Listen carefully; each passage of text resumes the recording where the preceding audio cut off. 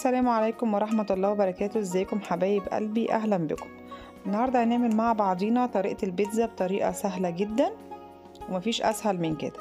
حطينا ربع كوباية لبن دافية مع شوية مية برضو دافيين، مع كيس خميرة، معلقتين سكر.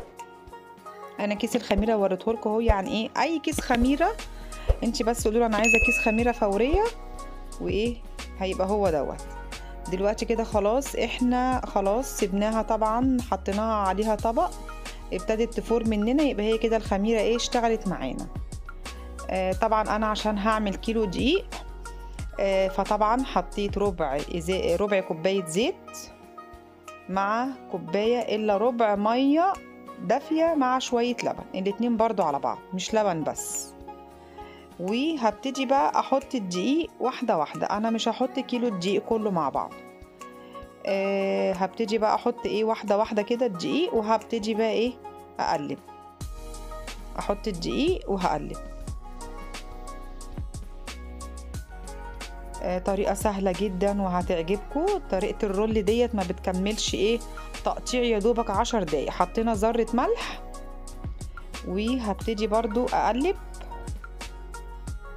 وعلى فكرة برضو هي لو حطيتي في الاخر خالص وانتي بتقلبي كده حاسة ان هي محتاجة مني مية تاني، عادي برضو حطي شوية مية فترة كده، يعني مش قصدي مش هي دي الكمية اللي انا حطيتها فهتقولي هي ديت على كيلو الدقيق، حسب الدقيق بتاعك. يعني انا ممكن يكون شوية المية واللبن دولت خدوا معايا كيلو الدقيق، انتي ممكن الدقيق بتاعك يبقى محتاج شوية مية تاني، تحطي شوية مية فترة عادي مفيش اي مشكلة. هبتدي اقلب كده اهوت، احط واحده واحده. طريقه سهله جدا مش هتكمل معاكي 10 دقايق. طبعا انا الصلصه بتاعت البيتزا بالذات انا ببقى مجهزاها، يعني يوم ما هعمل البيتزا بزود كميه صلصه احطها في برطمانات في التلاجة عشان وقت ما احتاج. هبتدي اهو خلاص، انا كده خلاص خلصتها اهيت وعجنتها. طبعا انا ببقى عاملاها ايه ملزقه كده شويه معايا عشان تبقى ايه طريه معايا العجينه، يعني ما بنشفش العجينه على قد ما بقدر، بخليها طريه كده شويه. هبتدي ايه صلوا على النبي عليه افضل الصلاه والسلام. هبتدي خلاص انا لفيت اهو. طبعا انا بقى ايه ببقى حطاها جنب البوتاجاز وانا بعمل اي اكل.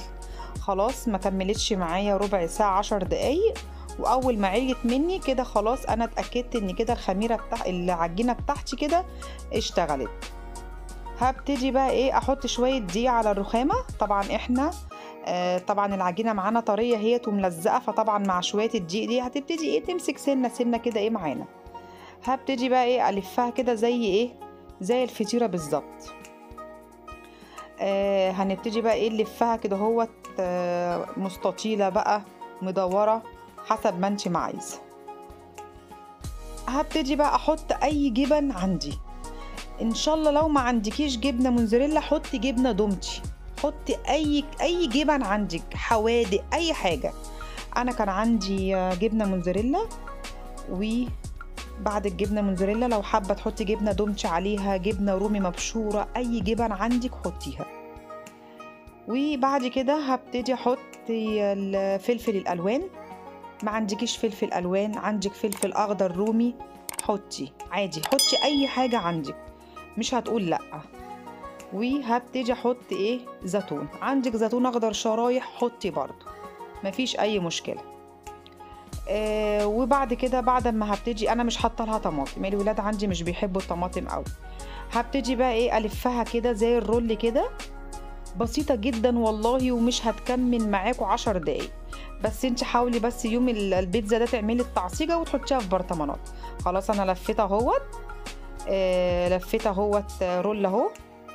هبتدي اخد بقى ايه الطرف اللي ورا ده عشان فاضي، هبتدي اشيله احطه في طبق العجين تاني، وهبتدي برضو اشيل الحته دي. هبتدي بقى ايه اعمل كده هوت ايه بالسكينه حتت صغيره كده اهو،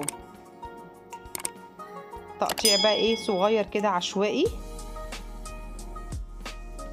وهبتدي بقى ايه خلاص هخلصها بس كده. انا خلاص كده خلصتها وبدهن اهوت بالصلصه بتاعت البيتزا. انا الصلصه ديت عاملاها ازاي.